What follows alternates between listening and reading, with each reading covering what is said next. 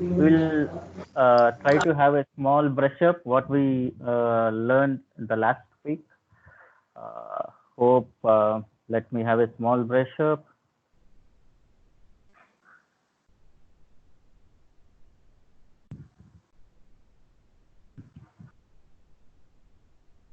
So this before that today agenda what I was planning to discuss is the key components. One component actually I missed it, but I mentioned in Telegram is state files.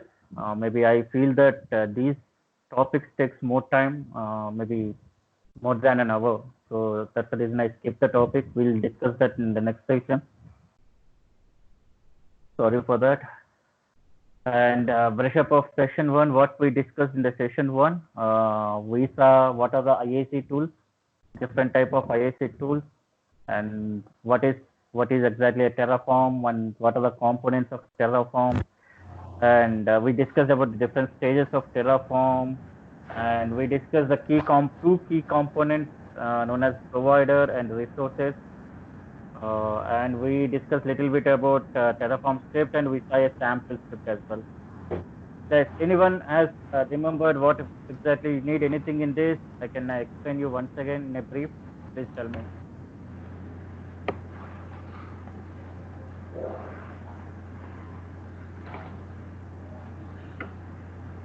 Yes. Somebody. Thank you. Yeah. I think we are hearing a lot of noise. Maybe it is fan. A lot of noise. Yeah, now it is okay. Yeah. Okay, and we saw last time we saw a small AWS script which will build instance on AWS cloud.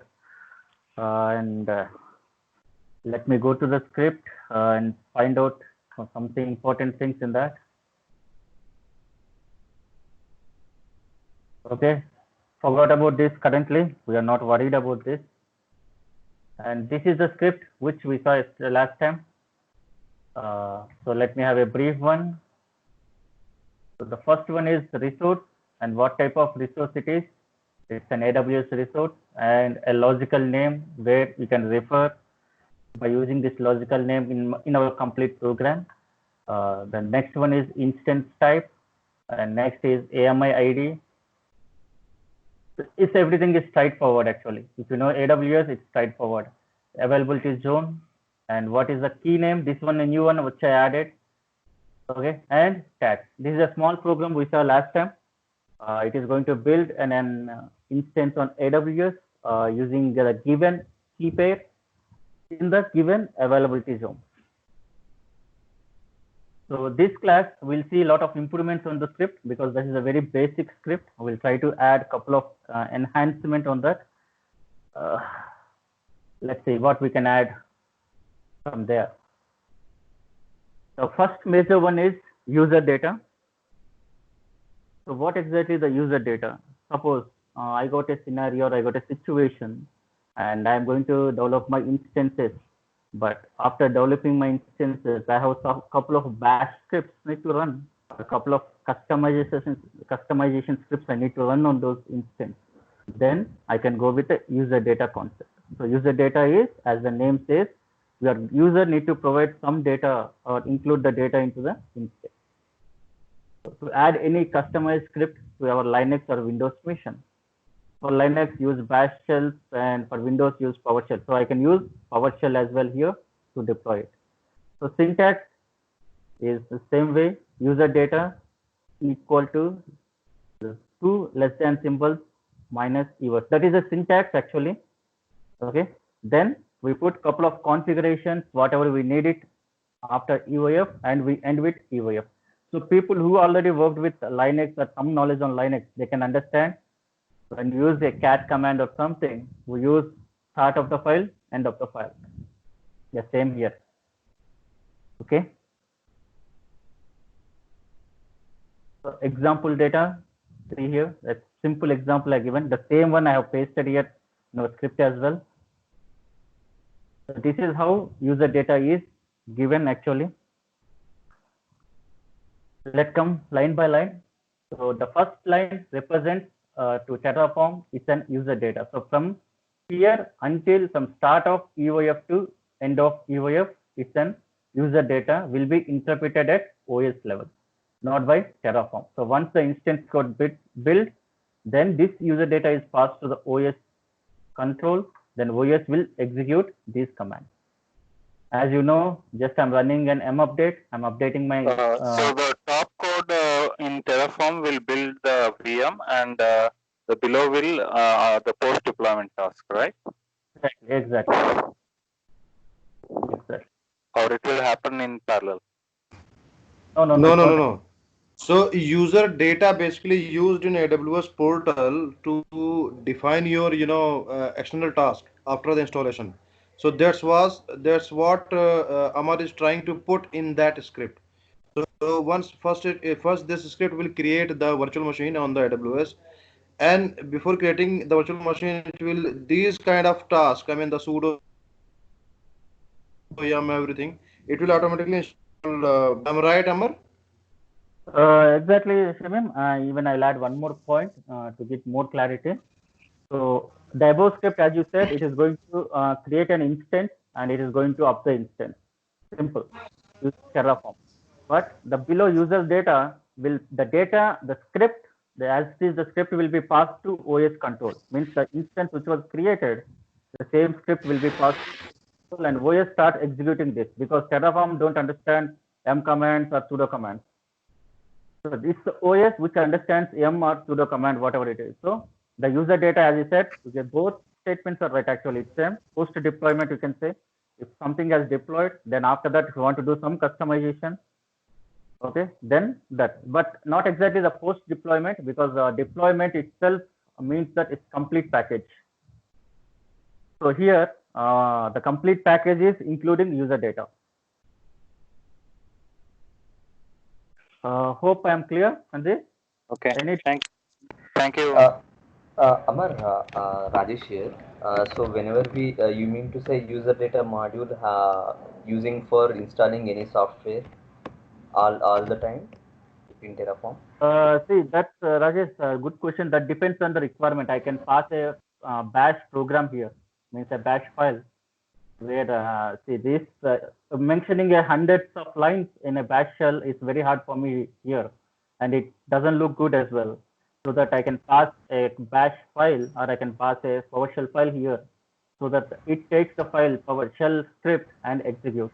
So it can be used for package installation. It can be used for customization, whatever it is. So based on your requirement. Okay, so user data is a module. So in which cases we can use this user data only for this kind of stuff or like functionality? I'm just asking this module. Exactly. See, suppose I got an requirement where I have to install my Nagios, or I got a requirement I need to install my Ansible required SSH key, for example. This is the best one. When you run an Ansible, you need an SSH key to be copied, right? From master server to client. So in that scenario, I can push my SSH key here. I can post here and I can push it out, so that the SSH key will be automatically installed. Okay, basically installing any packages, moving any files, which is coming from user. Absolutely, yes. After you deploy your instance, what exactly need to be done in your OS? Maybe I need to install some my auditing purpose, or I need to install some SSH key, or I need to install some extra packages based on my customer requirement. I can go with anything, any case. So it's a flexible one where you can install anything on the OS end. After, so yeah, if I want to add a couple of users after my OS has been deployed, I can add my users here right away. Okay, yeah, thank you. Yeah. So from this is going, this couple of lines is very small one actually, where I am installing my Apache server and I am trying to build an index file with some text. This is a simple one. Okay, this is user data. So the syntax, please remember, this is the syntax you have to follow, and it should end with EOF. And one important one you have to remember is the spacing is very mandatory here, very much important. So what is EOF? EOF is end of file or something? I can think like that, end of file. Okay.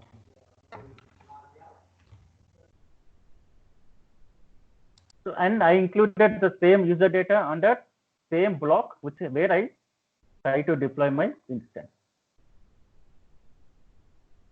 Hope I am clear on this. This is how a user data is passed. So I am slowly coming a bit, digging deeper into the EC2 instance. And last time we covered two actually key components known as provider and resources. So provider is the destination tool or cloud or whatever it is, where I have to deploy my resources. So provider can be your AWS or Azure or Google Cloud or your VMware, whatever it is. That's the provider. And resources are the specific resources under the provider. Suppose if I take AWS, I have a specific resource of instance, one resource, and I have a specific resource of VPC, and I have a specific resource of auto scaling, whatever it is. It's a resource. If I take Azure, the same VMs or VMSS, ScaleSet, VNet, whatever it is. So all those are resources under provider. So as we discussed in the last class, the provider plugin should be installed on home machine to run the particular cloud resources. And this class, we are going to see another two very important components. Those are input variables and output values. When you come to our script, here we can find it out. I have hard-coded each and every parameter. If you observe this is an hard code actually. So when someone wants to change it, and this script, the major disadvantage of this script is it's not a usable script. If someone wants to really change it, I have to change each and every parameter here.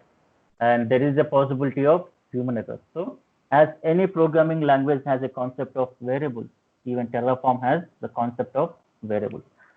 Please don't get confused with the name input variable.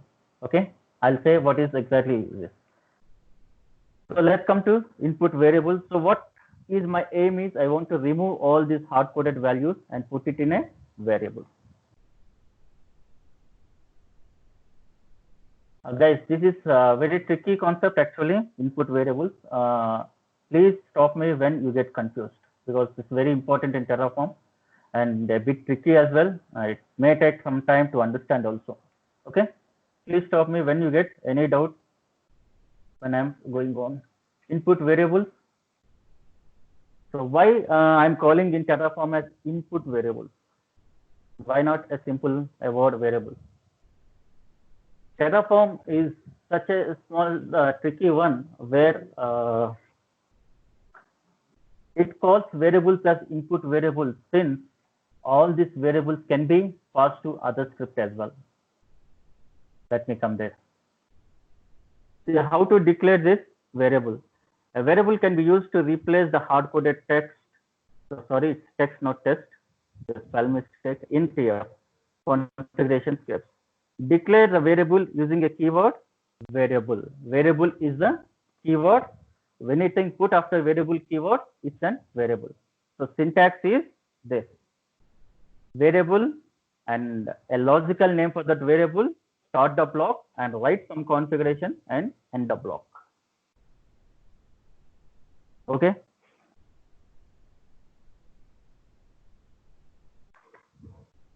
So what I have to place in my block, config block. So something should be placed in the config block. So what I have to place in the config block. So below things I can place in the config block. There are three important types parameters I can place in a config block. The first one is description.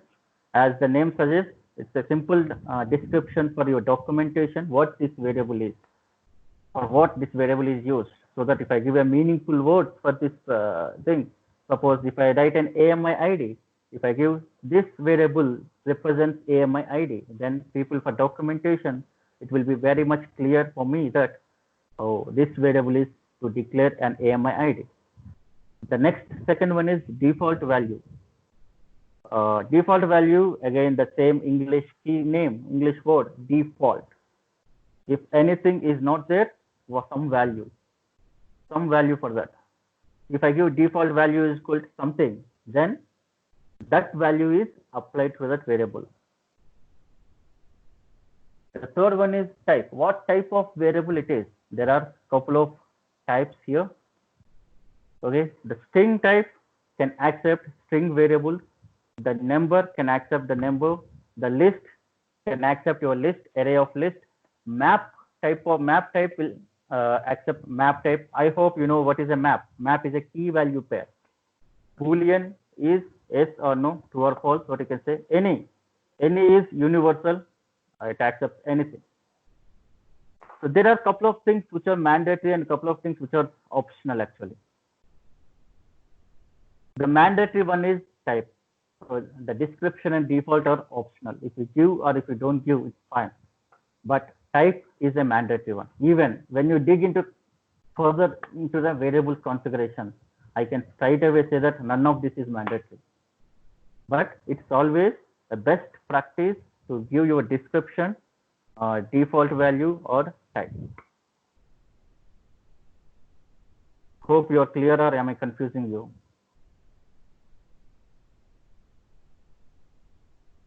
Clear, right?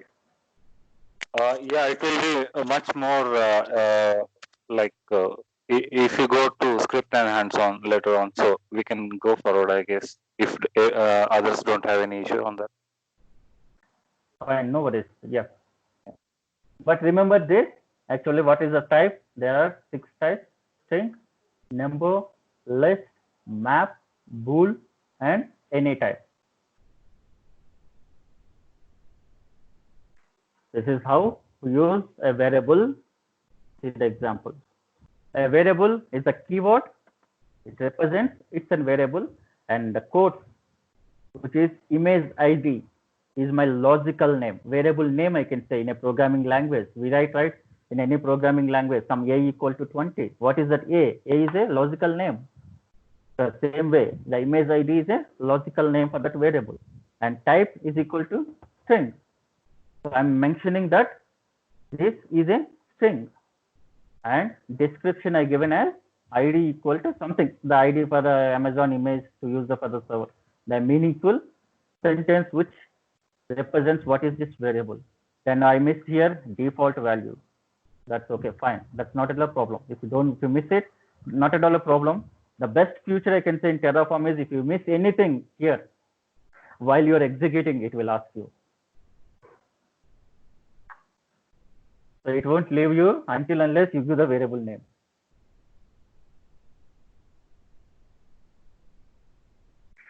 There are different ways I can define a variable in Terraform.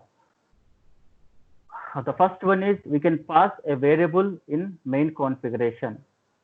So, you know, when you write a main.tf or any file where our resources are there, for example, I can show you. This is the one, right? So the first point I can say like this, I can mention here straight away like variable some AMI underscore ID. Start my block. Okay. What is the type? The type is string. It is not mandatory. If you leave it also, it's fine, no problem. Then now I am giving the default value. So if I don't mention any value, it is going to by default take this AMI image.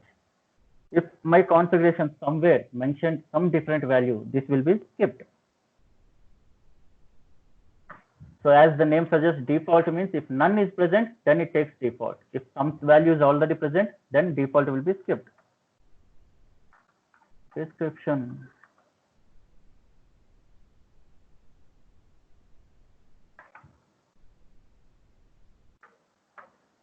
Something. This is.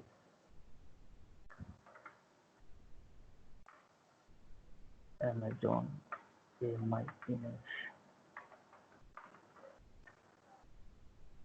Okay, some description. This is how we can mention our variables in our straight away. the file, resource file or main file, TF configuration file itself. Hope you saw the practical how to mention a variable now. So like this, I can give any number of variables I want. Suppose I want to give my instance type. I can write one more variable as instance underscore type.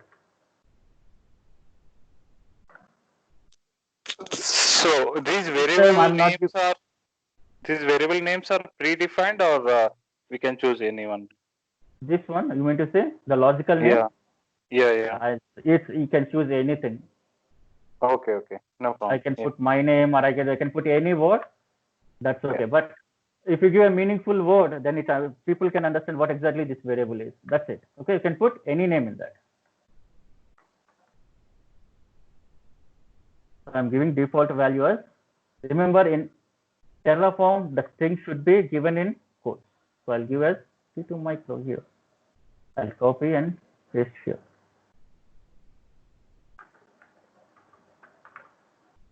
Right. This is how we mention variables. Here I skipped type and description both. I simply given default, but this is perfectly valid. So what are the mandatory fields in the variable section? I can say straight away, type is a little bit mandatory. Mandatory in sense, if you don't give, not a problem. But when you go in a hierarchical way, I mean to say, you better understand when I go for a module, modules are there in Terraform, where it takes variables from your root module to some your customized module. In that scenario, the variables will be inherited from one module to other module. So in that complex scenario, you will definitely need some value where you have to mention it. Okay. So basically, where we are customizing, where we are using this variable advantage in the module, you mean to say? Not in module. Everywhere you can use the advantage of variables. I'll show you where exactly we can use it out, because there are a couple of things I have to cover and I'll show you. I covered only the first point where you can give in your main file. The second one is I can create a separate variable file in the same directory where the configuration file exists. This is one way I can do it. Then second way is I can create a separate file here, but with your any name. I am not saying you if you have to put this name, you put var or you put variable or whatever it is, you put your name also. Terraform doesn't bother about the name of the file. It bothers only what you use the content of the file.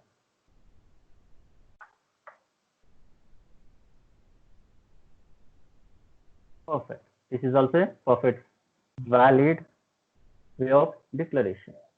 Here I avoided in my variable declaration in my main file. I use a different file now to define my variables. This is second one. So we can pass variables at runtime. This is very much important. So I can pass variables at runtime like. So what is exactly runtime means? Here your question will be answered. Suppose I didn't mention anything. All my variables are empty. I simply, but mandatory you have to give variable block. Block, if it is an empty, give an empty block.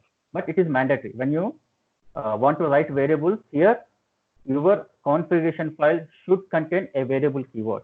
A block should be there, a variable block with null values, all empty values, remove it. So something if I'm doing apply, then I can give here like this. My underscore ID, something. This is how I can give it runtime. So the name should match here. The mandatory one is the name should match. Otherwise, it won't go. As a simple logic, right? If the name doesn't match, then it is an undefined variable. Hope I answered your question now. How it is mandatory to give variables or not. Somewhere you have to give mandatory the value.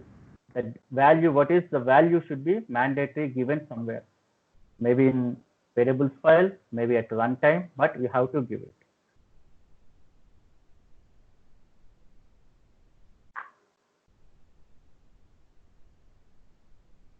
Let's come to our PPT. Then we pass the variables by passing the variable file at runtime. This is a beautiful concept. So I can create one more file like something var.tfvar. See, the extension is tfvar. If you give extension as tfvar, then Terraform by default understands it's a variable file. It's a variable file. That file should be passed at runtime. So the difference is above one, I given as var. For this file, I can give like this. So instead of, if I have a multiple variables, suppose 10 to 15, by giving -var with -var, it's a big problem for me. So I can put all 10 variables in a file, then I can pass the file as a variable here. So give the file name. But the mandatory one is the file name should end with tfvar, not tf or not text or not something. It is a mandatory one. Next, fine. I created a tfvar file.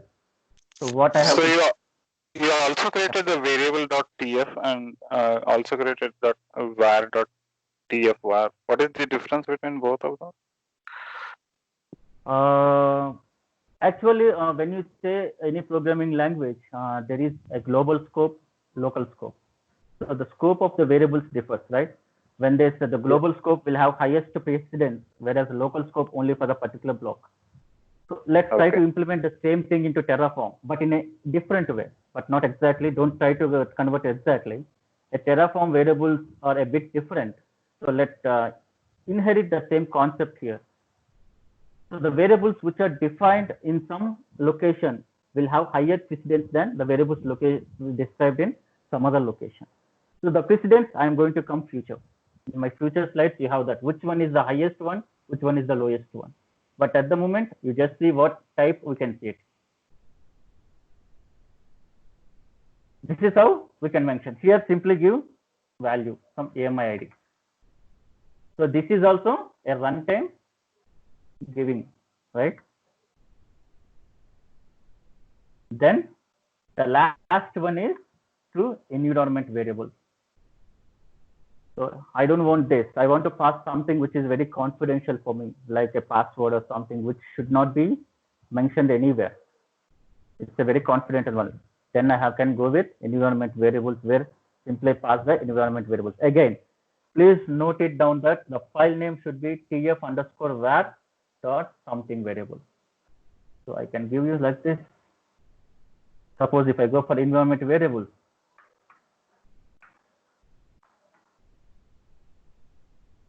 like this, or else I can give underscore here.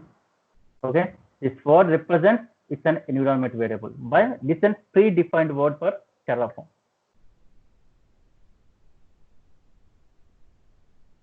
Guys, clear? Or can I repeat? So let's come one by one again. The first way is to give your straight away the configuration files with your word, variable, and so here we can give it with the variable word, with the variable keyword, and with the logical name, it's block. Then second way is to give a variable file. This both has same precedence. Okay, both are actually same. You give in configuration file or you give in separate variable file. Both have same preference and same. There's no difference between the two. The only the difference is I have segregated my variable in a separate file. Second one. Then third one, we can pass it at runtime. Always remember the runtime will have highest precedence. Important. So when you give a variable name at runtime, it will suppress everything below that. So if I create a variable on my configuration, and if I give the same variable name in my runtime will have highest importance. The variable which is given in my configuration will not get anything. It will not be even referred. So runtime variables will be always will have highest preference. And the same with runtime file as well, where I can give couple of variables and environment variables. Environment variables will have less precedence from runtime. let's see how exactly each and every category we do it. Just I have shown you practically, but let's see in some theoretical value. Terraform searches the environment for of its own process for environment variables named tf underscore var underscore followed by the name of declared variable. And as I'm saying that the variable name should match in your configuration file and environment file, please. Okay, if it doesn't match, then it's an undefined variable.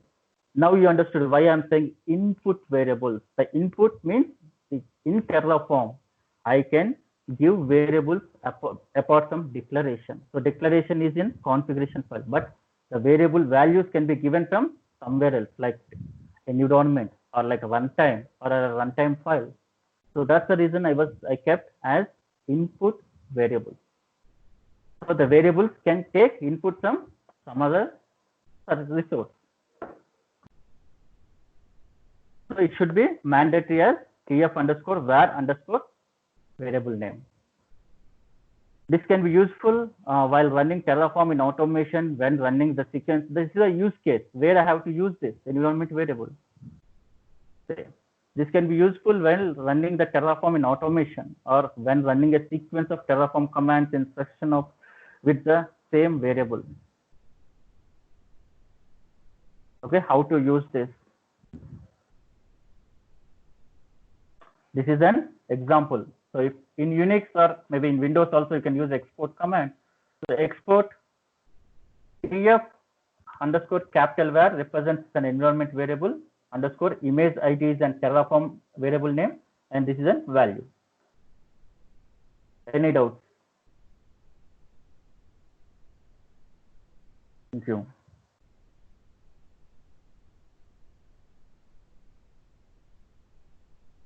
Next, tf-vat. How exactly we have to define tf-vat? What is tf-vat? To set lot of variables, it's more convenient to specify their values in variable definition file. tf-vat means variable definition file. With the time, the file name ending in either with .tf-vat or tf-vat.json. So if you give JSON, we have to give in a JSON format.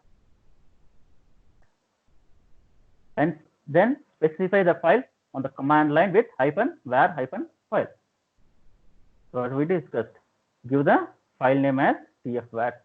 If the file name is in current directory, give as testing.tf-vat. If it is in some other directory, give complete path of the file, where exactly. In both scenarios, it works well. Okay, then how exactly tf-vat should be written? So simply write the variable name and its value. There is no declaration using variable keyword.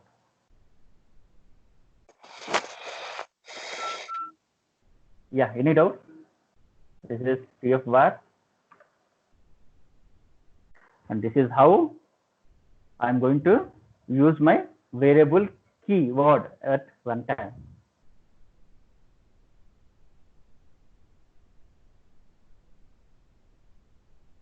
So someone is asking how to use the list. You can see here the list, how they have given it, and maps.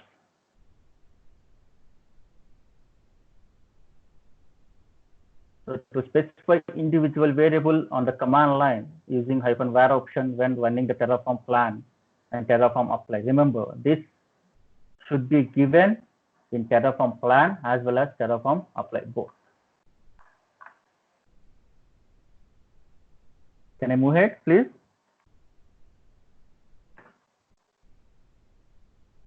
This is the precedence.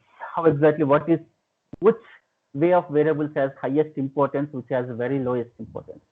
The lowest important ones are on the top, the highest one is on the bottom. So the lowest one is environment variable, which has very lowest. The Terraform tf-vat file is present. Terraform tvat JSON file is present.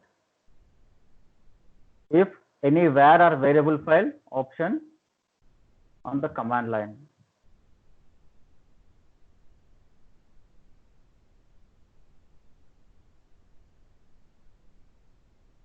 So we'll discuss this auto later, auto.tf-vat something. We'll discuss this later, because if I start discussing, we'll definitely get confused. So let it remove this point at the moment. and remaining you can take it out.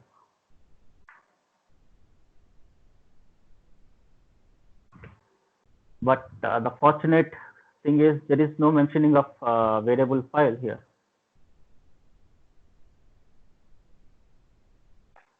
So the variable file will have the preference below environment variable. Guys, please ask me if you have any questions till now.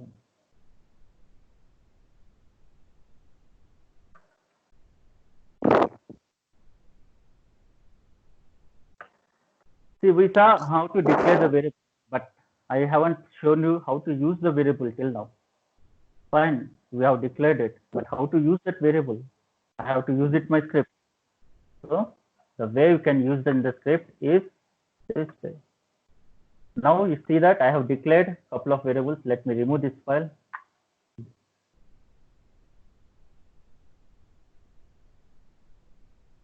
I declared two variables in my variables.tf file, or I can declare the same variables on main. Okay, let's see what is the variable logical name. The logical name is AMI ID, the first variable logical name. So this is how I'm going to use this variable. So you remove this hard-coded thing. Add that variable name. This is how we give it, but this is how we give it in Terraform 12 version. If someone is using Terraform 11 or below 12, they have to give in this format. Please remember. So this format is especially for Terraform, which is less than 12 version. And this is for Terraform, which is current version, maybe greater than 12, greater than or equal to 12 version.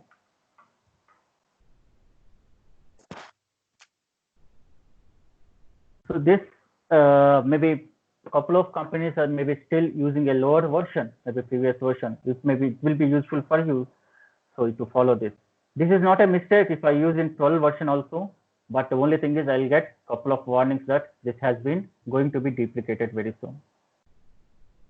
So this is both ways is perfectly valid right now. If you use in Terraform, both ways are perfectly valid at the moment. Maybe in future they are going to remove this type of format. They are going to utilize only use this.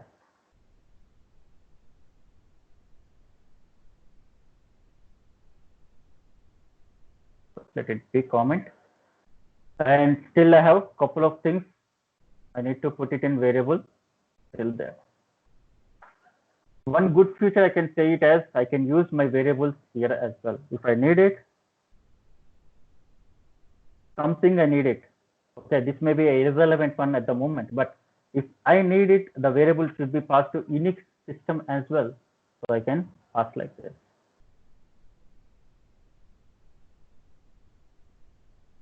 Yes, please make note of this because these 2 points I haven't covered in my PPT. Okay, I covered only how to declare the variables, but I didn't cover how to use the variables. So I want to show you practically.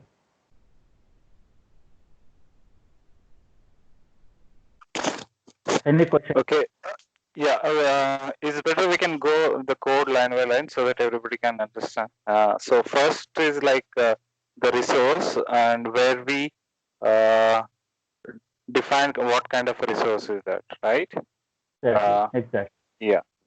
Then instance types within a resource is something Terraform related keyword, right? Yeah. Okay. Yeah. Sorry to interrupt you. One thing I have to say is what type of resource it is AWS resource. How can I identify is the first 3 letters, the first underscore.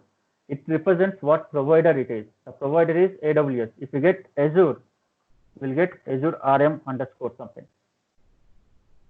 So the first word which is before the underscore gives you provider. So by seeing itself, we can identify it's an AWS resource. What type of resource it is? It's an instance, an EC2 instance. Suppose I have a security group, I'll get like this. I have VPC, then I'll get the same way. If I have whatever the service it is in AWS starts with AWS underscore, then the service name. Okay. Then the important one is a logical name.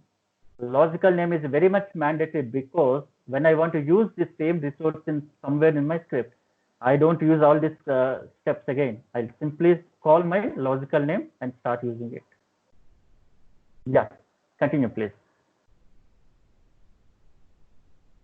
Yeah, then in instance type we use the variable, and we call the variable, and in the variable thing we have defined that the instance type. Yes, please take your.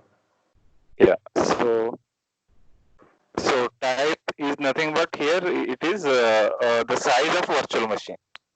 Okay. Yes, exactly. Again, Virtual machine type. Yeah. Yeah.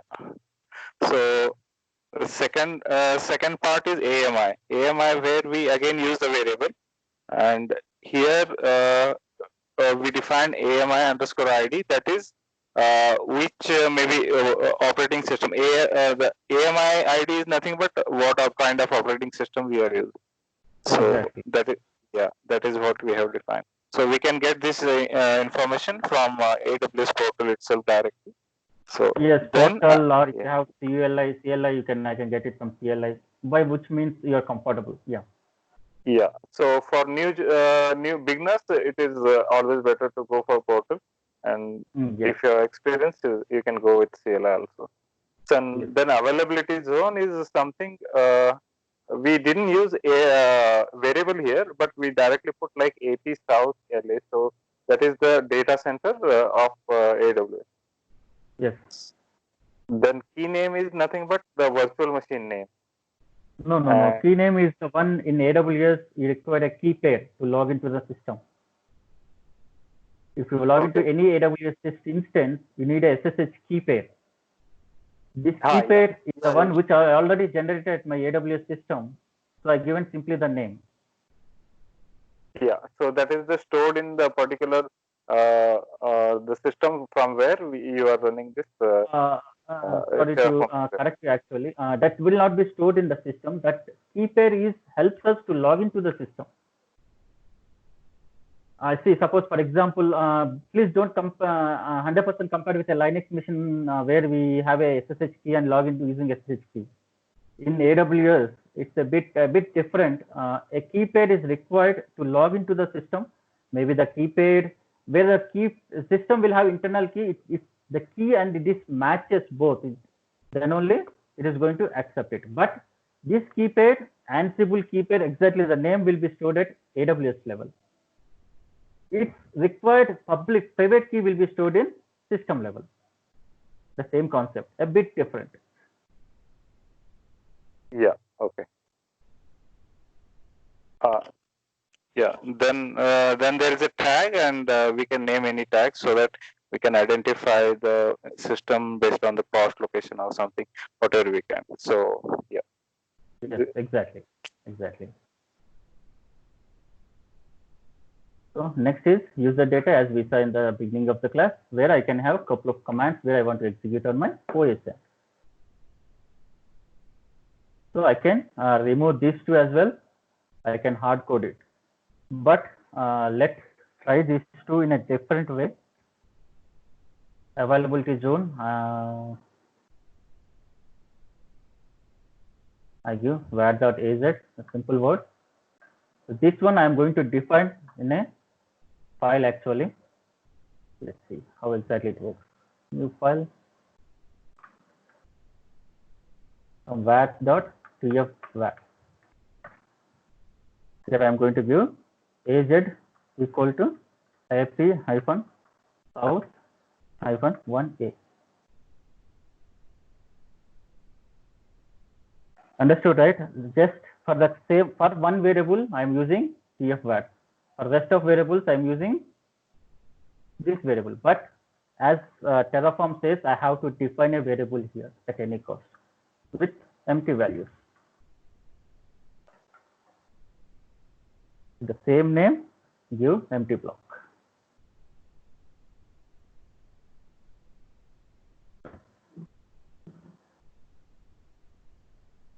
Let's clear this one.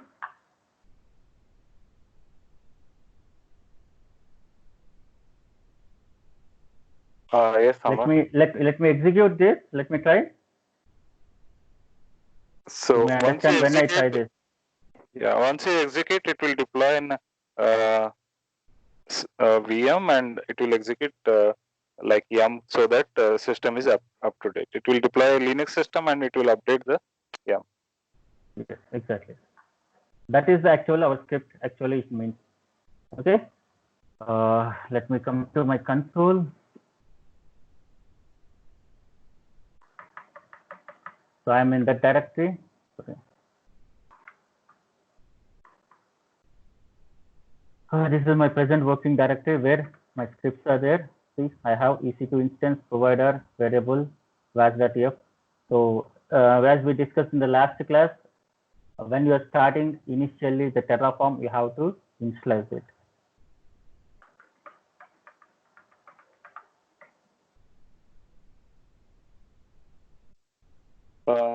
These are the 3 standard commands to execute. Always we have to use to execute the Terraform script. I could not get your question actually. Terraform init. You're asking about Terraform Yeah. init. Every standard time command. You have to. Yeah. Every Not time every. we. Okay. Not every time it's required.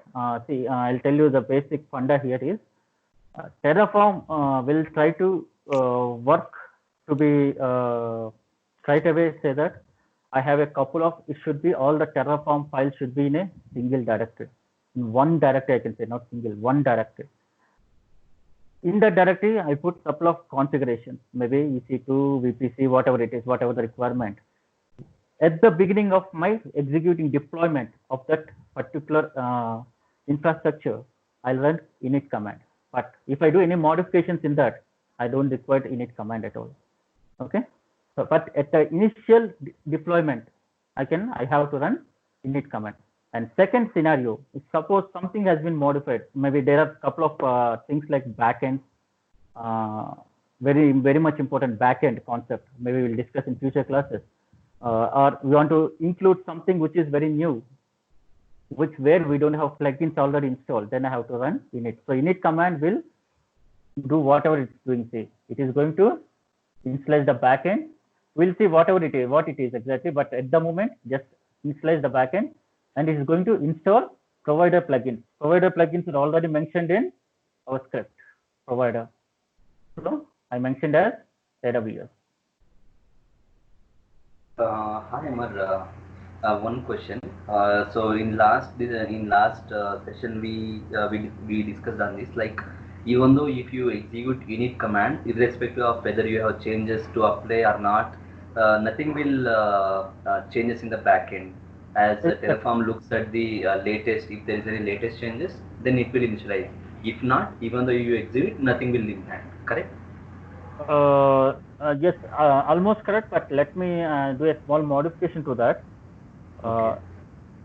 The thing is that if you modify anything, we don't require to run init command first of all, not at all required. So we'll run Terraform plan. We run Terraform plan, validate and plan. Okay. Okay. Init command only for initializing the plugins. We take it as straight away. If you want to initialize some plugin, init command. Okay, so if there is no initialization of plugins, not see, I'm running again. See the same command. It won't do anything. Correct. Yes. If I run 10 times also, it won't do anything. Yeah. Okay. Next is Terraform validate. To validate our syntax. See, when you are doing an automation using CI/CD pipeline, all these commands need to be executed. Because the CI/CD pipeline is completely automated, right? So in maybe if time permits in future, we can say using Jenkins, this one. I'll try to do that. Okay. That will be really helpful for all people for good learning, maybe Terraform as well as integrating with CI/CD. Yeah, please, if time permits, please explain. Definitely. Once we come to some stage, a good stage in Terraform, maybe after 2 to 3 weeks, definitely we'll have that project. I'll definitely do that. Yeah, thank you. Because if I start using a more complex script in Terraform, people definitely will get confused or may lose interest. This is too complex, I'm unable to understand, right? So if we cover the concepts, and if you go for that, then you feel comfortable. So Terraform plan to view. See.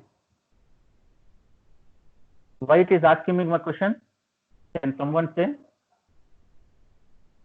I can say. Let's see. I defined a file here, right? While discussing, we discussed that TF VAT file should be given mention. Let me open my PPT for better understanding. So when I going to give my plan file, I have to give -var file my TF VAT file, but here I forgot to give that. So that's the reason it is asking. So in any case, if you forgot your variables to define the default values or value of the variable, Terraform will ask you at runtime. So you cannot escape. Let me come out from this. So I quitted it purposefully. Now, var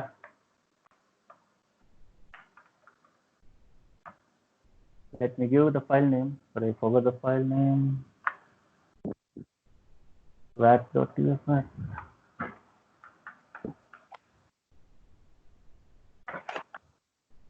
Now it didn't ask me any question. Straight away it took variable from my var file. Now using this simple lab or a simple sum, we covered different types of variables. One is the variables which are defined in my configuration file, and other one is the variables which are given in my runtime file. Both concept has been covered. So let's see what it is deploying.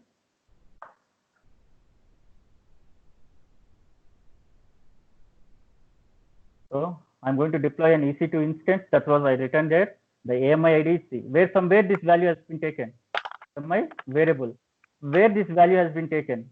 This is I defined in my TF VAT file. Can I show it again? My TF VAT file has what is my AZ? It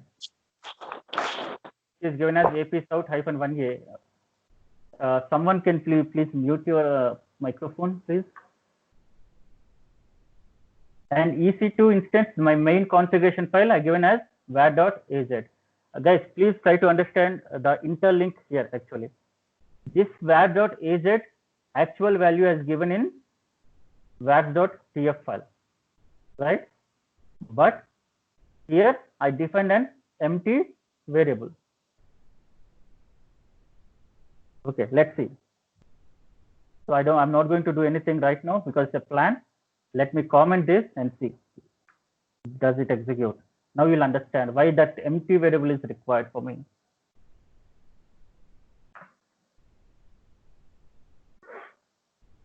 It showed me an error by saying that this AZ has been declared.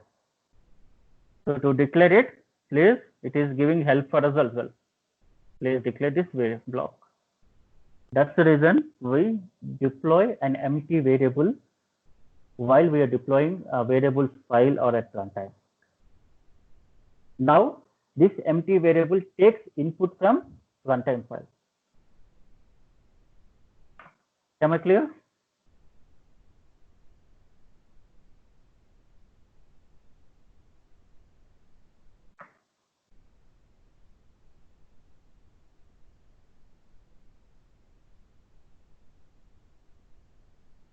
Next, let's come to our output, what exactly it is showing.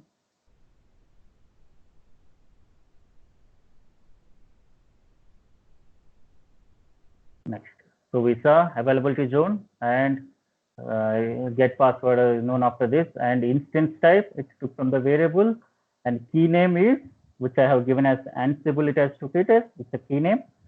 And then one thing we have to note, it is in AWS. I forgot to give my VPC. If you note it, it is going to create in default VPC now. So if I forgot anything, it is going for default values in AWS, especially for VPC, subnet. I haven't given anywhere the VPC and subnet anything. And even I didn't give my, what is my size of my root disk, my network interface, everything will be taken default. A simple script, a little bit modification. See, if you see, it is not showing any user related data here. It means that Terraform is not going to interpret the user data. Terraform simply pass the user data to OSN, and OS will interpret it and will execute.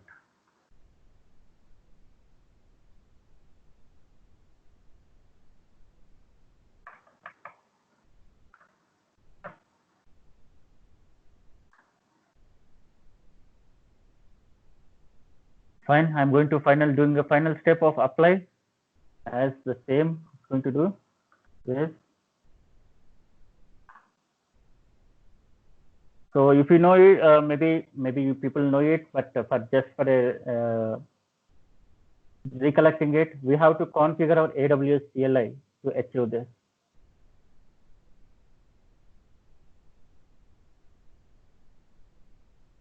Fine, it has created an instance and given the instance ID here. Let me come to my browser. Oh God, close my AWS.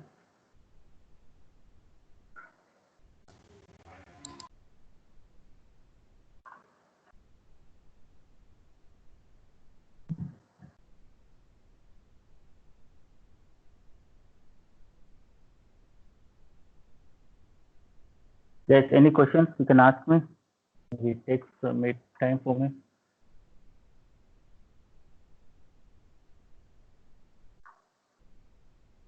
Did you understand variable concept? Yeah, only thing is we have to do hands-on, then it will be 100%. Absolutely, absolutely. I can understand that. It took for me more than maybe 4 to 5 days to understand actually. Variables is a bit tricky in Terraform. Right, it has deployed my instance. You can see here with my public IP. So let me try to log into the instance now. I have my key here.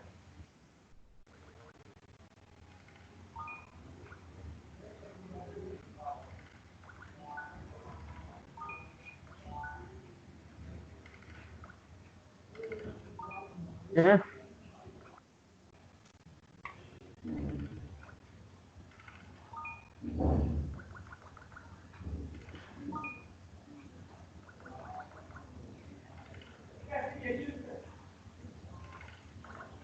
We have to see what is our user script. I think we installed something in user script Apache, right? Let us see whether it is installed or not.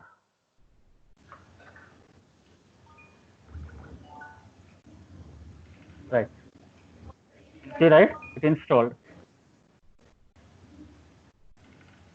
Let us do one more test.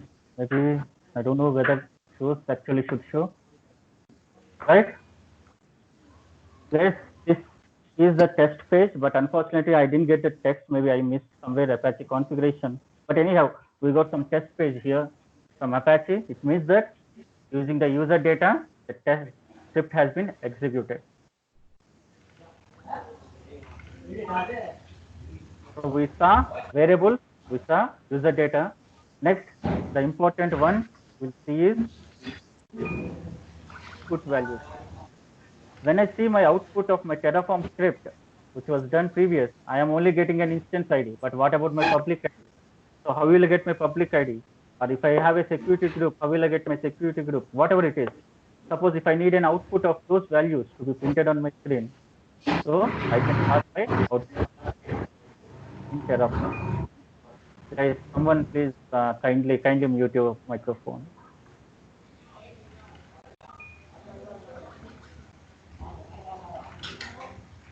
Output values are like return values of the Terraform module. I want to say here one point very important. Everything in Terraform is a module. But currently we are working with a default module known as root module. And we'll learn how to use the customized module in future. But at the moment, we just make a note that Terraform uses modules for each and everything. Whatever we are using right now is an default module available with Terraform, that is root module.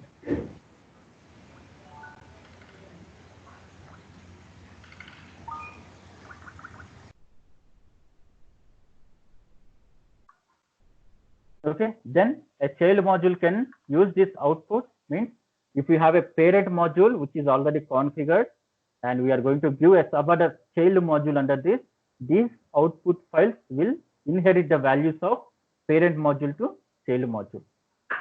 And a very important point you have to remember is in Terraform, variables cannot be inherited. Please remember that. So one module variables cannot be inherited to other module. Amar, I have one question here. So you told var.tf var where we can store all the list of variables. So that file is only limited to the one module. Good question. As main concept of Terraform variables, okay, it is actually to the same module. But there is a way, as we are discussing right now, using output values, I can inherit the value of that variable as an output, then as an input to the other module. Confused between Yes, I know, that file and I can understand clearly. That's the reason in the beginning I'm saying you that variables is a tricky concept actually in Terraform. At the moment, maybe your question definitely you will get a clarity in future when I start using module, how exactly it works. But at the moment, you take it as to that module, that's it. Okay. The TF file is only to the specific module where I mentioned. Okay. So for each module, a variable we cannot inherit from one module to another module. Exactly. We cannot. But as we need multiple modules to be implemented in our deployment, there is an option, an indirect way or a direct way. What Terraform proposes is only direct way. There is no indirect way. So using output values. So that's the reason output is also very much important as equal to input in Terraform. Okay, a root module can use outputs to print certain values to CLI output after running Terraform apply. While running remote state, remove again, this is a bit high-end concept. At the moment, leave it. Don't worry about the remote state and everything. So let me skip this point, okay? I won't.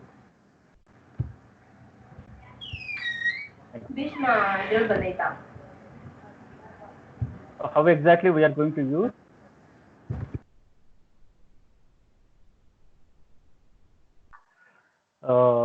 This is how we are going to use the output. Output with the keyword as variable has variable, output has keyword as output, then a logical name which we can refer to output in future, and again the config. Config, what exactly the config should be. Let's see. A small easy example. When I want to print some IP of a server of an AWS instance, this is how. If we remember, always we use this format AWS underscore instance, AWS underscore instance, and this is the logical name. Okay, this is the logical name, and this is a predefined at AWS level. So let me divide this. Maybe open my Visual Studio. Let me try to divide this as AWS underscore instance, which you know that the resource name everywhere. Then the logical name of my resource which you want print output dot attribute. So here what I am going to print is my private IP. So the attribute is private IP I'm going to print, and the logical name is server. So if we convert the same to our example, so what will be our output? Let's see. Let's remove this and write an output.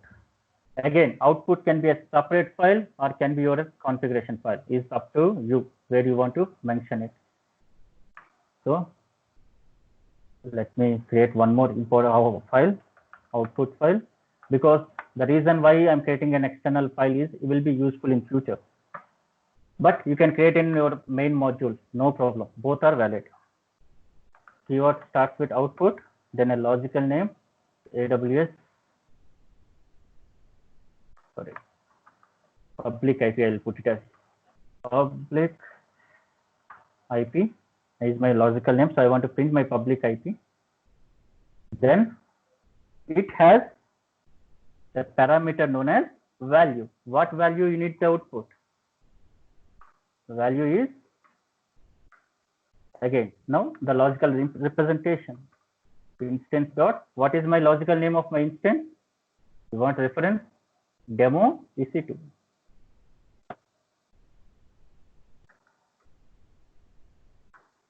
Dot, what I needed? Public IP.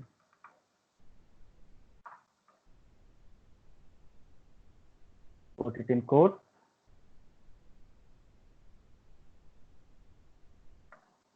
That's it. This is how we are going to declare my output file.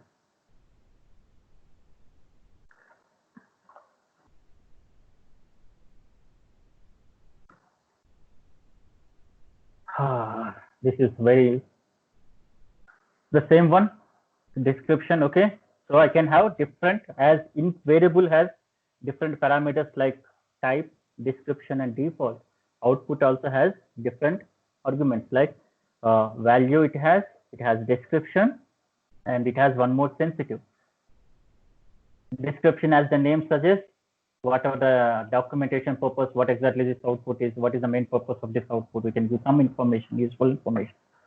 Whereas sensitive is the one which is very, very good actually, suppressing the values of CLI output. Suppose I'm giving a DB password.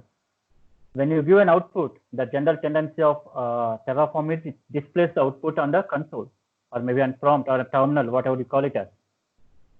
But if I don't want to display that, but still the output should be taken, then I can go with a argument known as sensitive. If I put sensitive equal to true, then this value will never be printed on console.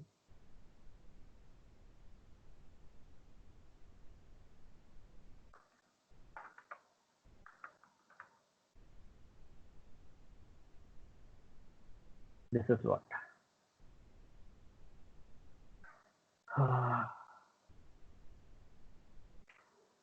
That's it, guys, for today. Maybe we use user data lab. We checked Azure VM build. I hope this takes a lot of time because Azure has a lot of components need to be done. But if you are interested, then I can go with Azure also right now.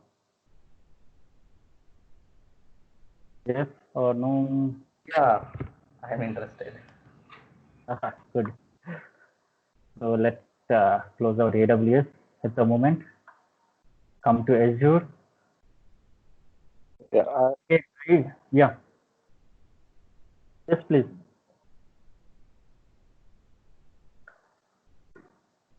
Yeah, we can go ahead.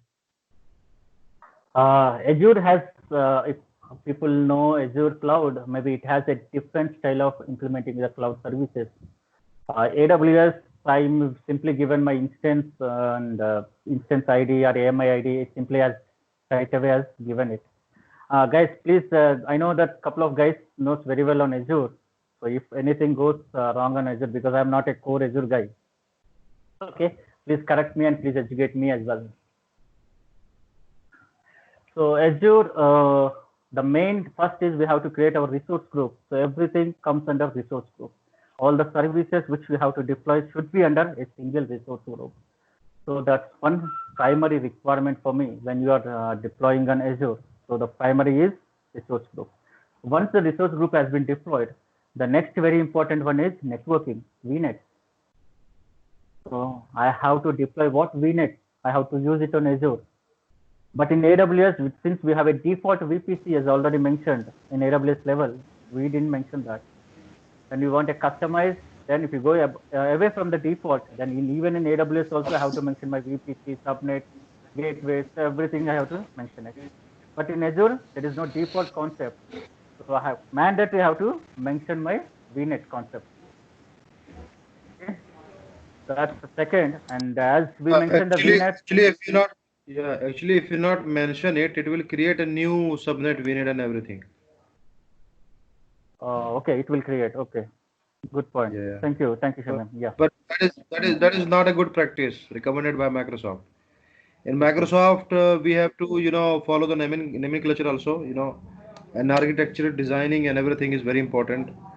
In Azure, if you're creating any instances, you cannot rename that machine. That is the problem.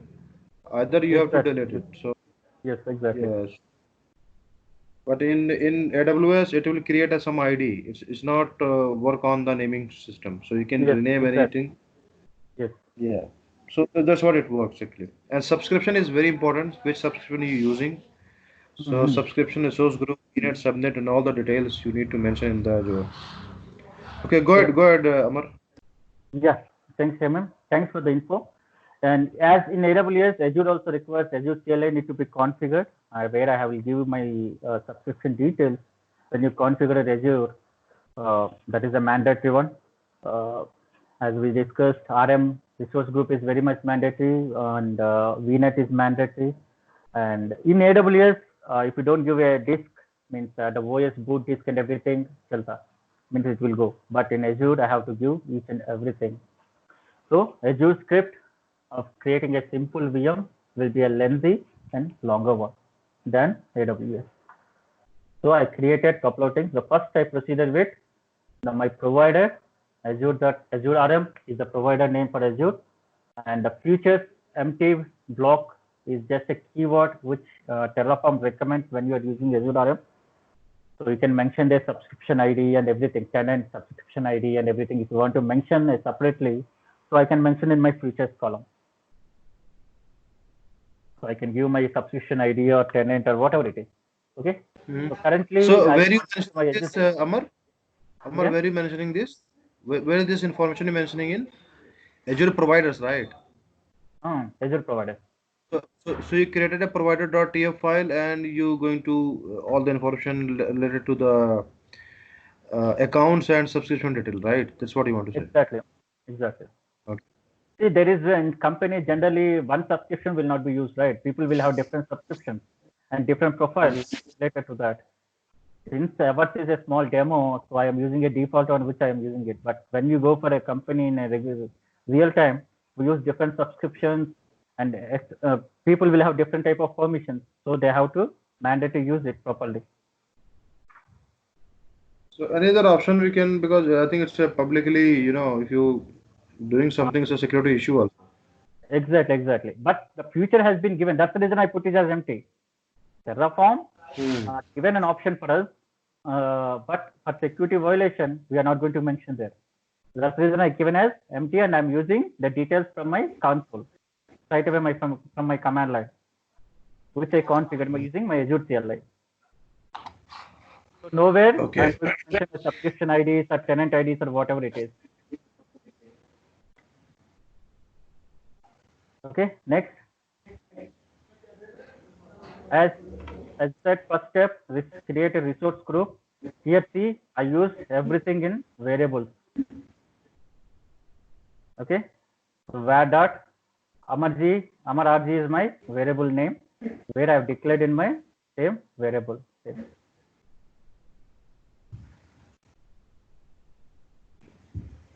And location, I given a location something here, maybe east, US, both are variables. Okay, this is how my resource group I am going to create this. Then come to my VNet. See, this is the advantage if you put it in a separate file. It's very easy for us to understand if you get any problem or to see it.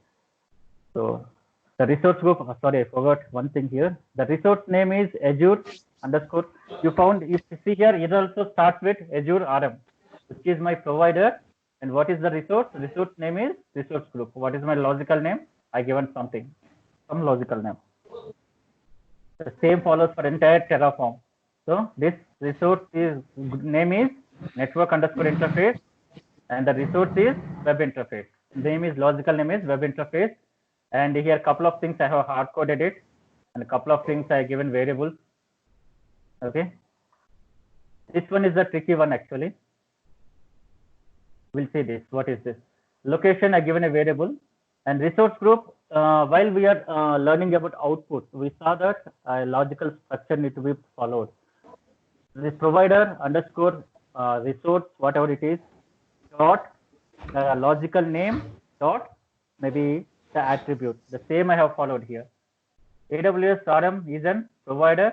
Resource group is my resource in AWS, Azure, and Terra group is my resource group name. If I see here, this is my resource group name and name. So in Azure, as Shabim suggested, everything will be used by name. So I should take name as my attribute. So this value now will get my resource group name, which was created before. Clear? And IP configuration, given couple of things. Parameters, what is the name and subnet ID, private ID, dynamic, okay. And this is also I have created in a separate file. Sorry. Oh, a lot of file is there. Sorry. Okay, this is actually virtual network. Apologies, guys, because I'm showing something different actually. This is network interface. This is actually virtual network, which address space, name, location, and resource group. And given tag something, and resource is a subnet. And then I'm going to create VNet. I'm going to create the subnet. The subnet, I have to attach my VName, VNet. This is where I'm going to attach my VNet. And this is a subnet. CIDR block is this. This all for best practices, we can keep it in variables, or I can keep in TF-VAC so that any user can dynamically change, enter their own values. If I say as a template, if I keep it, change the values and execute the script. Take the template, change the values, execute the script. And subnet, then I'm going to create a public IP. Here also the location, what is the name of that resource, public IP, the resource group name, and allocation method is dynamic. Hope you know that there are two allocation methods for public IP, dynamic and static. And resources, again, NSG, network security group. So one thing we have to observe is how exactly I'm linking the resources from one resource to other resource. How exactly, these are all independent resource components, but how exactly I'm linking all these components. See, in Portal, it's very easy for me to use GUI to link it, my subnet to my VPC or to my NSG to my subnet or whatever it is, how it is. But when you're writing a script,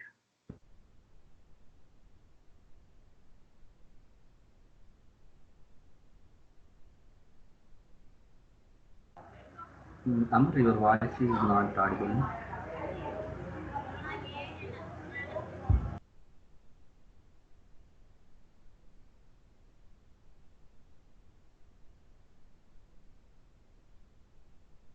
Hello.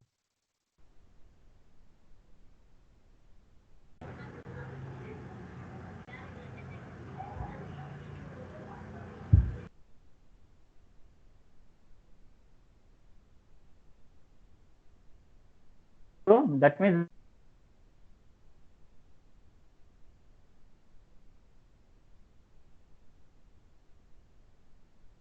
again, guys, I'm getting some sound, beep sound.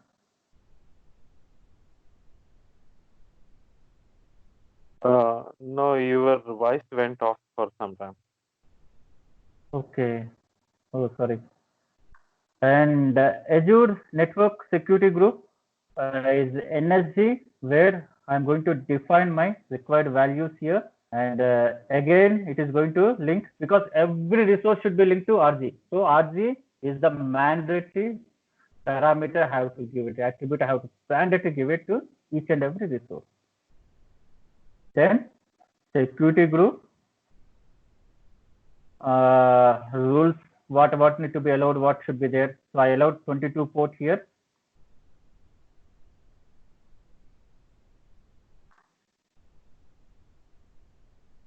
Then I allowed one more security rule, which is 80 port. Then I allowed one more security rule, which is 443. So I allowed 3 security rules here in my NSC. Then come to network interface. This network interface, I hope we'll attach this network interface to our instance. Actually, should So what IP configurations I'm doing here? What exactly? So the subnet which it is going to use is this, and private IP address is dynamite, and public IP address which I created before I'm going to attach to my network interface. So when you come to VNet creation, actual VNet creation, this network interface I'm going to use in my VNet creation. Sorry, not VNet creation, VM creation. Come to my VM creation. The service is virtual underscore mission. I given some name here, the resource group name, then name of the instance, then location of the instance. See here, network interface ID. Whatever I given in my VNet other file, I'm going to finally attach to this. Then I given a couple of details. What is VM size, storage OS disk, and my OS VHD file exactly what is, okay. Then OS profile, if suppose you need a username password, okay. Then config, if I have user data, you can mention user data here as well. That's it, guys. Any doubt? Maybe I went a little bit fast for Azure, I think. I think compared to AWS, Azure is little headache, I can say. Exactly. Just to create one virtual machine, many things we need to mention in the Terraform. Yes. Exactly. Even ARM templates also like that. ARM templates, you have to give a lot of information. Because of not stable or how, Aman? So I didn't understand your question. Actually, I mean, AWS is coming more stable, right? It is everybody is using from last almost 10 to 15 years. Azure came from last 4 to 5 years, right? Because of that stability, still they are going to implement, or the way they implemented like this. No, I feel that Azure, they follow the same strategy which currently they are doing it. It's a resource group and everything should be configured. Maybe they should go with the same strategy in future as well. I think there will be no change in that. Maybe they'll try to improve some things, but the basic funda strategy, whatever they're following it, they will follow the same one. They're not going to change that. Same. Okay.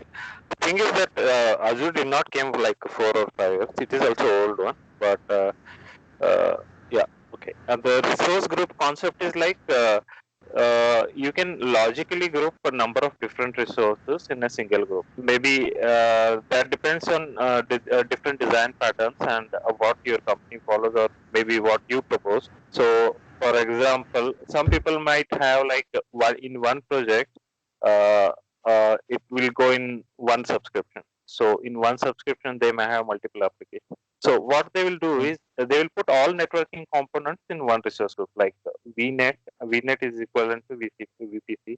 They will put it into one resource group, like firewall, load balancer, all those network components. And similarly, they will put database components in a separate resource group, and application components in a separate resource. So by doing that, they can assign RBAC, that is role-based access control. So if your team has who just look after the network components, then they can just give the access to that particular resource group.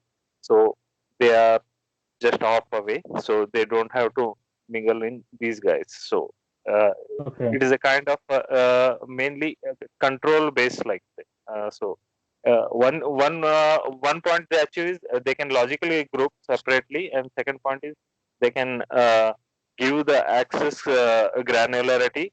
Third point is they can differently build, like network components might have might get to build for a IT department, and that application resource group might get built for application like HR department.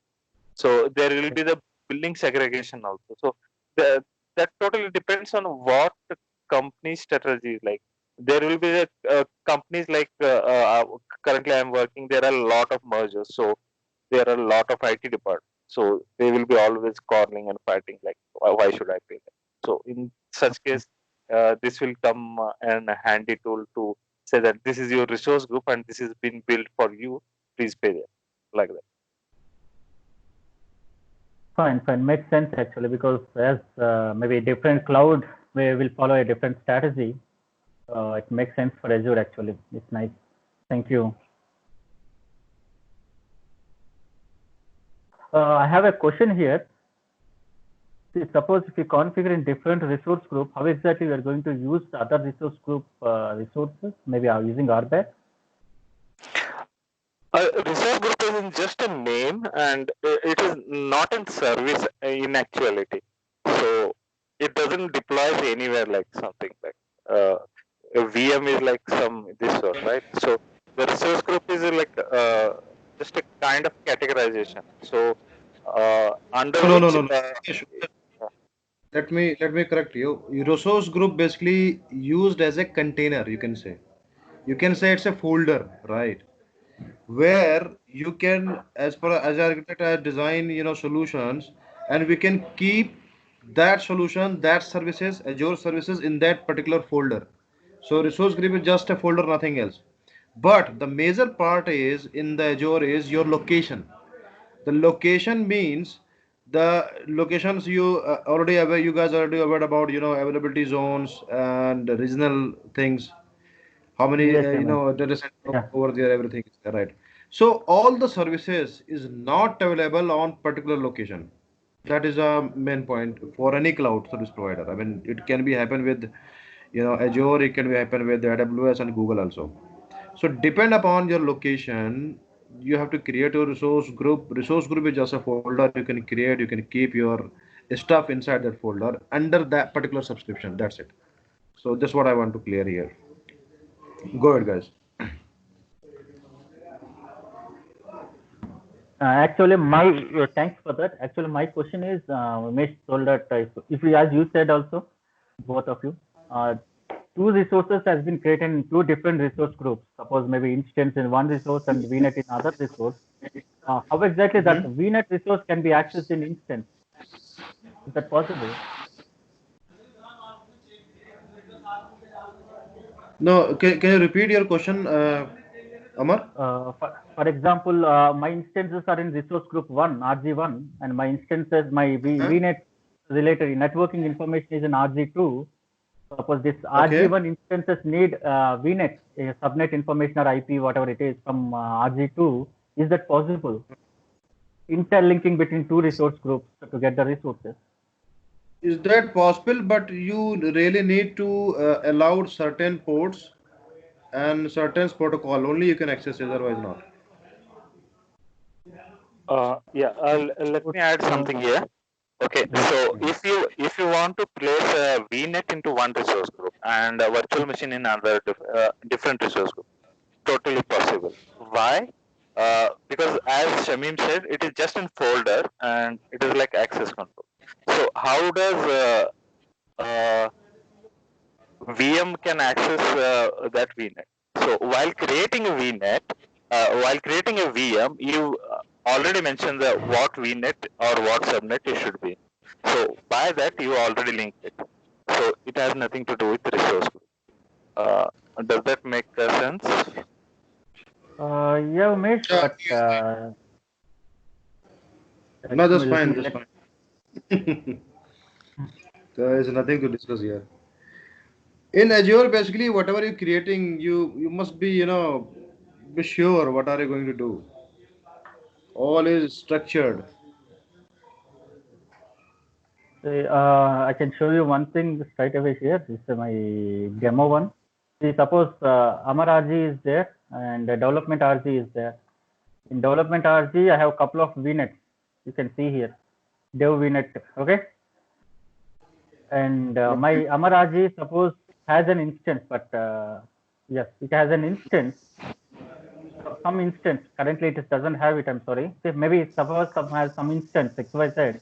How can I get and I access this VNet, development RG VNet from Amar RG? So Amar, my question is, first is, why you created a lot of VNets in under one resource group? Why you done this? This is for testing, Shamim, just I was practicing So maybe But while this is not practicing, a, इधर-उधर mismatch होते हैं ना. That has come like that. so before before going with play with this kind of resources or resource groups, you must have idea about 301 courses. 301 course is purely dedicated to this kind of designing and Okay. how your futuristic requirement, why you keep it in resource group, why not. So everything is clear there.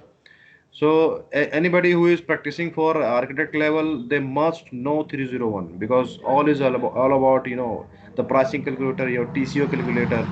I mean, a lot of things. I mean there. So I'm just taking some example. And resource group, I don't know why you created a lot of resource group here. I mean, you under one subscription. If you subscription, basically we need to divide as a developer subscription and the production I mean, this is environment. a free Yes. subscription, Simim. This is not Yeah. a pay as you go. So So free, okay, right? So we started practicing on free. Yeah. okay. So this is a free account or It's a free subscription. Maybe we'll end very soon. Maybe in, okay, okay. I don't know when it is going to end, but yeah. No problem. So in production environment, if you I just work on Azure, so we have a different subscription for different environment. We cannot keep one subscription. Under that subscription, you can create a resource group for the dev test and environment kind of names, and you can put your stuff over there. This is not a good practice. Microsoft never recommend this. They change the subscription everything because every subscription having some limitations. Right, subscription having some limitations, the tenant ID and everything. Capacity management is over there. So how you going to manage? Because in production, you have to create. You're not going to create 4, 5 machine or 10 machine or 20 machines. The requirement comes, you have to deploy 100 machine. How are you going to do that? And sometimes you get a request from the customer. Uh, just you just created 100 machine, just delete it for 50 machines. That kind of automation you have to thought about it. That how you thought accordingly you have to think and design your solution that you able to deploy or not. So for that it's really required big subscription capacity which we manage, CPU, everything limitations should be very high. And Azure is really cheaper than AWS. So that's why I mean companies are crazy for this right now. Yeah, that's what I Okay. want to say. Share. Yeah. Okay. And Microsoft also, existing right now many regions more than AWS and cloud and Google. So they keep increasing their data centers and regional wise. Exactly, Shamim. Even the news recently, Microsoft has increased its share actually 75%, whereas Yeah, AWS has able to increase only 43% or 42% somewhere. because Yeah, there is a trick in that. They also post their O365 revenue at Azure exactly. categories. Oh, okay. Smart and Microsoft. and soon, and ASAP you can see Microsoft is going to take over. I mean the revenue in the terms of revenue they're going to beat AWS. Maybe. Mm,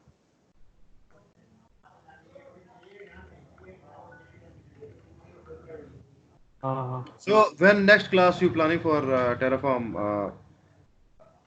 so maybe next week, Shamim, because So weekdays I what is was the agenda? really busy. Because we just seen the file creation, the providers, you just work on the AWS stuff and the Azure stuff, right? So that's what we seen now. What else we can do with the Terraform? I mean, in terms of There is Azure or yeah. there is a lot Because actually. I my can go training with. is also going to start from Monday, official training. So this is, Mm. I mean, they're going to teach us 4 hours daily. I don't know, I mean, how it will come. Then you have to teach us Terraform more effectively than me. Because Terraform is used by a lot of companies, guys, and you have to keep yourself practice and deployment is very easy because this is very different tool. This is a orchestration tool basically, and it's not like the work like Ansible, Puppet, or Chef kind of. If you really need to deploy on the cloud infrastructure, you really need to use this tool, Terraform. The Packer is there for the HashiCorp. Packer basically you can build for the imaging, right? But if you're using Ansible and other tools, there's a lot of complexity and the environmental issue. Mhm. I mean, you deploying again. You just deploy the code. It will deploy your another environment. So this is not rank dependency. Orchestration is not. So there's a lot of difference between this tool, Terraform, and other tools for the IAC codes deployment. Terraform is the best right now. What I think. Shamim, Yes, yeah. Shamim, how big Terraform it is? I mean, and in learning perspective, how much we can learn and in up to. I just wanted to know how many days or up to what level we need to understand in See what I'm this. preparing right now. I'm preparing from there's a HashiCorp company, right, which is developed by this Terraform and other tools. So I'm planning for certification also from HashiCorp only. I don't know this is a beta version or what, but this is required for.